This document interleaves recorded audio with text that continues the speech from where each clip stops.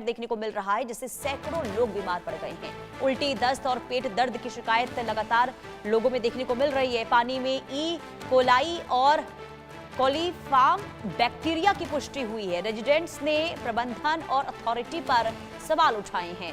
तो ग्रेटर नोएडा की green art society में दूषित पानी पीने से सैकड़ों लोगों के बीमार होने का ये मामला, और सोसाइटी के कई निवासियों को उल्टी, दस्त और पेट दर्द की जो समस्या है वो लगातार देखने को मिल रही है, जिस वजह से अस्पताल लगातार ये लोग जा रहे हैं। आरोप ये है कि सोसाइटी के पानी के टैंकों की लंबे समय से सफाई नहीं हो रही थी, जिसके कारण हजारों लोग की जो सेहत है वो खतरे में पड़ गई है। और पानी की जांच में ई कोलाई और कोलीफॉर्म जैसे जो हानिकारक चीज है, जो बैक्टीरिया है, वो मिली है। और रेजिडेंट्स का ये आरोप है कि करीब 5000 से ज्यादा लोग दूषित पानी पीने को मजबूर हुए।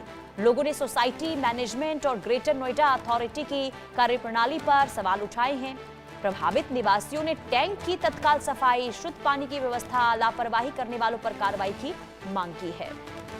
संवाददाता अकरम खान तमाम जानकारी के साथ जुड़ चुके हैं। अकरम, देखिए, सोसाइटी में मेंटेनेंस के नाम पर बहुत पैसे लिए जाते हैं, और उसके बावजूद भी अगर ये हालात हों तो क्या इस दिशा में कोई अब तक कदम उठाए गए हैं? पूरा मामला विस्तार से समझाइए और क्या एक्शन हुआ ये भी बताइए।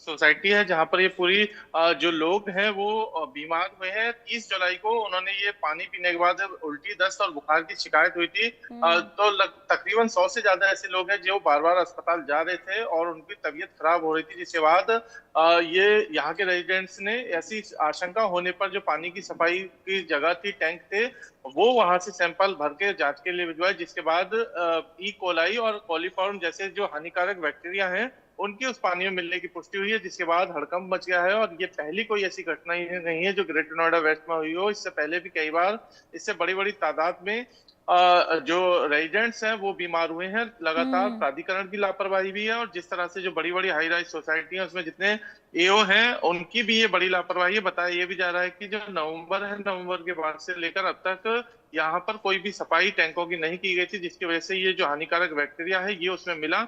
और इसके बाद जो लोग हैं वो कुछ लोग अस्पताल में भर्ती हैं, जबकि कुछ लोगों को फर्स्ट एड के बाद उन्हें छुट्टी दे दी गई है। और लगातार पेट में दर्द और बीमार जिस तरह से हैं लोग, वो आक्रोशित हैं। पूरी अगर सोसाइटी की मैं बात करूं तो 11 टावर हैं इस ग्रीन आर्ट सोसाइटी में, और 1650 के करीब फ्लैट्स हैं, जिसमें तकरीबन 5000 के करीब लोग रहते हैं जो कि इस दूषित पानी पीने को मजबूर हैं। और इसी की वजह से ये जो बीमारी है उन्हें लगातार फैल गई, और उसके बाद से उनकी हालत खराब है। हालांकि जो ग्रेटर नोएडा विकास प्राधिकरण के एसीओ हैं सुमित कुमार यादव, उनका कहना है कि हमने जांच कमेटी बनाई है और जांच के लिए सैंपल भरने के लिए जो टीम है प्राधिकरण की वो मौके पहुंची है। इसके अलावा जो सीएससी डिस्ट्रिक्ट है जहां पर कुछ लोग भर्ती हैं उनका भी इलाज किया जा रहा है, और वहां पर सोसाइटी पर कैंप भी लगाया जा रहा है।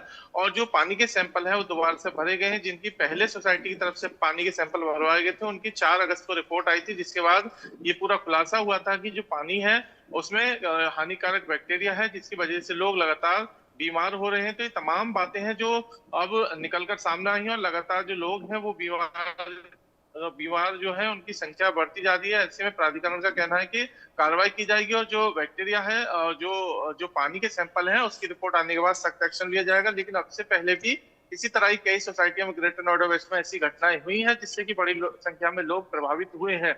अब अगर ग्रीन आर्ट सोसाइटी की बात करें तो वहां के रेजिडेंट्स का कहना है कि नवंबर के बाद से कोई सफाई नहीं हुई थी। लगातार प्राधिकरण की लापरवाही है जो इस तरह से और जैसा हल्के में अकरम पूरे आप मामले बता को रहे लिया हैं कि गया। पहली बार ऐसा नहीं है, दूषित पानी को लेकर पहले भी लोगों के द्वारा शिकायत की जा चुकी है।